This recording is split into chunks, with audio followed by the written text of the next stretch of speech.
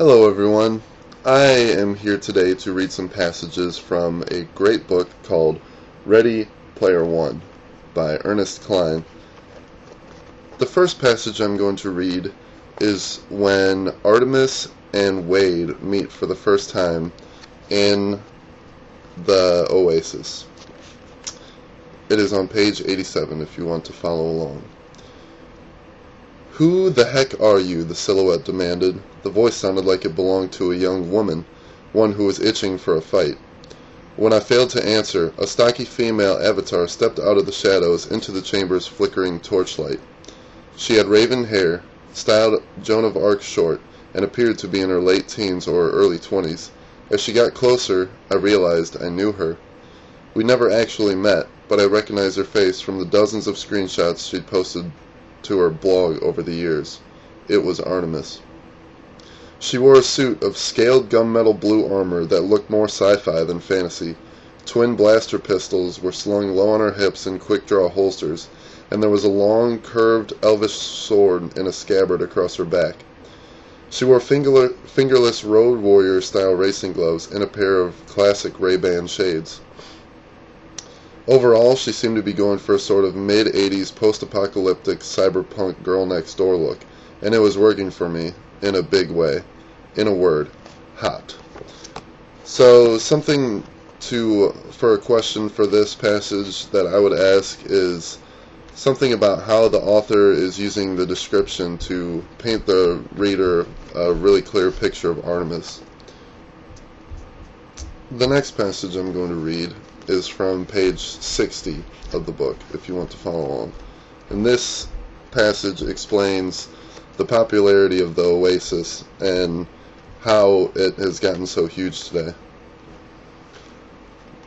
The Oasis quickly became the single most popular use for the internet, so much that the terms Oasis and internet gradually became synonymous, and the incredibly easy-to-use three-dimensional Oasis OS, which GSS gave away for free, became the single most popular computer operating system in the world. Before long, billions of people around the world were working and playing in the Oasis every day. Some of them met, fell in love, and got married without ever setting foot on the same continent. The lines of distinction between a person's real identity and that of their avatar began to blur. It was the dawn of a new era, one where most of the human race now spent all of their free time inside a video game.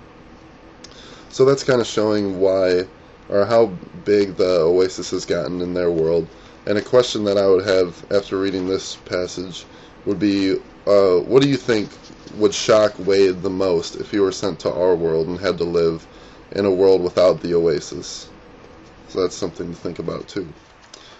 The next passage I'm going to read is on page 31, and it shows all the different things that the Oasis can do, because it's about how Wade starts going to school in the Oasis.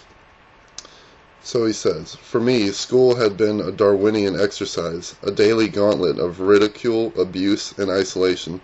By the time I entered the 6th grade, I was beginning to wonder if I'd be able to maintain my sanity until graduation, still 6 long years away. Then, one glorious day, our principal announced that any student with a passing grade point average could apply for a transfer to the new Oasis public school system.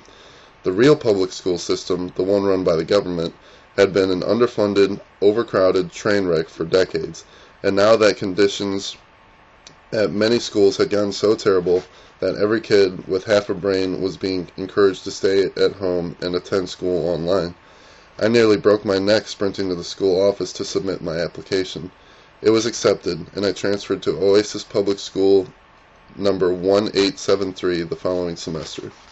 So that shows that the Oasis is starting to be used for other things other than games. It actually can be used for school too. And a question that I would have with this is, what do you think would happen if we were given the opportunity to go to school online in our world? Do you think that you would do it, or do you think a lot of people would choose to do that? So that's just some things to think about, and you should go and pick up your copy of Ready Player One as soon as you can. Thanks. See you later.